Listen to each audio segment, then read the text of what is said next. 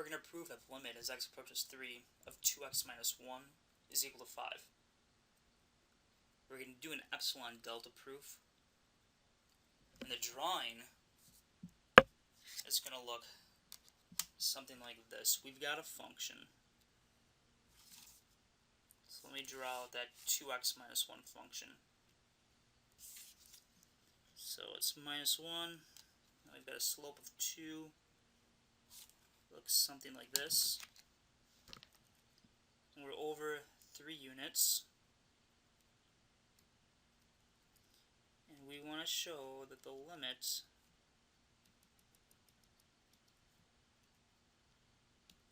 is 5. So as we come towards 3, we want to show that the limiting value is going to be equal to the value of 5. So how you start this off is you say, okay, I need to make sure that when someone picks an epsilon value, so someone out there is going to go ahead and pick a value that our function needs to be between or around 5. So what they're going to say is, well, okay, 5 plus a little bit and 5 minus a little bit. Your function needs to be between that. So they're going to say, okay, you need your function f of x to be greater. So for any x value you pick, you need it to be greater than 5 minus epsilon, but you need to be less than 5 plus epsilon.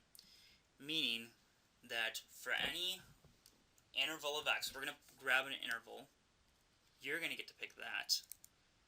Okay, so you're going to say, around the number 3, I'm going to pick an interval such that whenever I grab an x out of there, let's say 3.01, and I evaluate the function at that x, okay, right here, it's going to fall between 5 minus epsilon and 5 plus epsilon.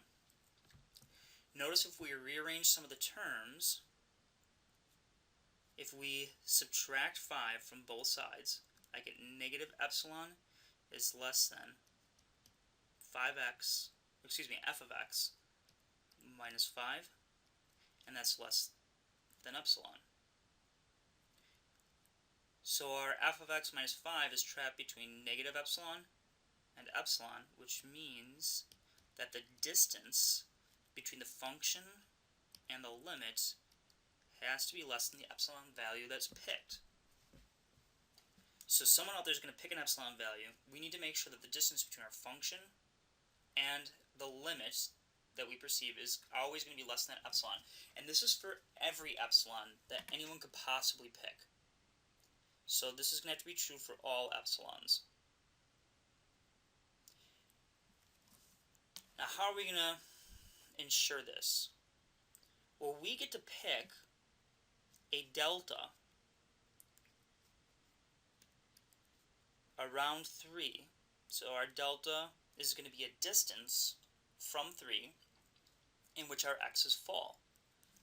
In other words, x, the x that we pick, is going to be less than 3 plus delta, and but it's going to be greater than 3 minus delta. Again, rearranging some of the terms, it says that the x value that we pick, minus 3, has got to be greater than negative delta, but less than delta. Meaning that the distance between the x value that we pick and the 3 value has to be less than delta. We get to pick the delta. So what we get to do is we get to say, this guy's true. And we're going to use this to put a cap over here. So this will cap this, which will cap this guy over here. Now what I need to do is I need to rewrite this guy so that it looks like this guy up here. Well, f of x is equal to 2x minus 1. So that's 2x minus 1 minus 5. So I'm just working with the left side here. And that's 2x minus 6, the absolute value. which is 2 times x minus 3. Now, when I get to the spot, I notice that, oh wait, I want the absolute value of x minus 3 over here. That's what I get to control, and it shows up right here. So we need to separate these guys. Well, I can pull the 2 out. You can think about that because it's positive. Okay, so one of the rules here is that if I've got multiplication, I can go like this.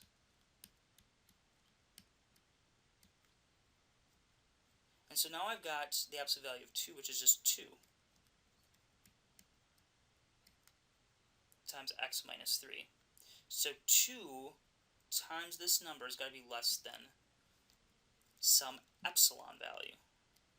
Okay, so this guy's always got to be less than the epsilon value that gets picked by someone else.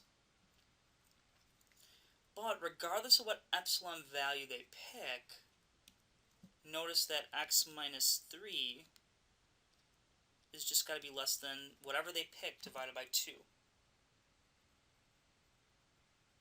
So this, I've come up with my delta value. So here's what I should do. If someone comes out and says, okay, look, I'm going to give you an epsilon value away from your 5. I'm going to pick epsilon equal to 0.1. What they're saying is that, I'll redraw this down here. Excuse me, I gotta find my straight edge. I had one. Oh, there it is. Okay.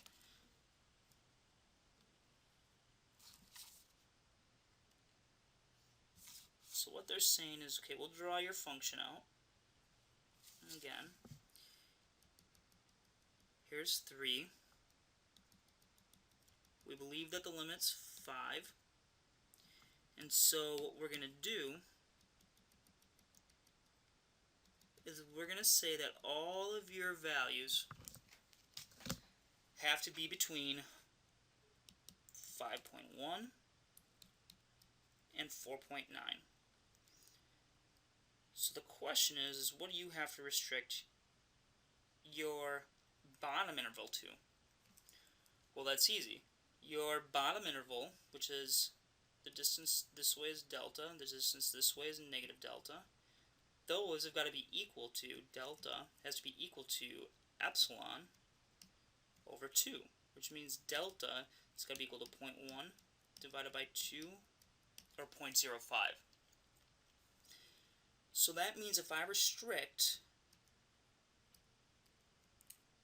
my interval here to between 3.05 and 2.95, I'll restrict my function to values between 4.9 and 5.1. So if you pick an x value in here, regardless of where you pick it, now we're not going to pick 3, okay, because we're restricting that. But if you pick any other number besides 3 in that interval, you're going to be cleared to be between 4.9 and 5.1. They might say, well, why not 3? Well, we're taking into consideration for any type of problem, what if there's like a hole there, okay? Or what if there's just this like break in the continuity? Well, if that's the case, if there's a break, then we don't want to actually let it be equal to 3. In this case, we're continuous, so we don't have to worry about that. So what does the formal proof look like? Well, we've done all this preliminary work, so here's the actual proof. You say this. You say, let someone pick epsilon to be greater than or equal to 0. So let epsilon be greater than or equal to 0 be given to us. Let it be a given. Now I'm going to tell you to choose. I get to pick the delta value, so choose your delta to be equal to epsilon over 2. If your x value, the difference between your x value and where you're trying to take the limit to, so we're going towards 3, is less than delta. So if that occurs, then the following is true. Then f of x minus L, which is equal to 2x minus 1 minus 5 is equal to, now there's a little bit of just manipulation here, so this is 2x minus 6, we've already done it up top, is equal to 2 times x minus 3, which is equal to 2 times the absolute value of x minus 3.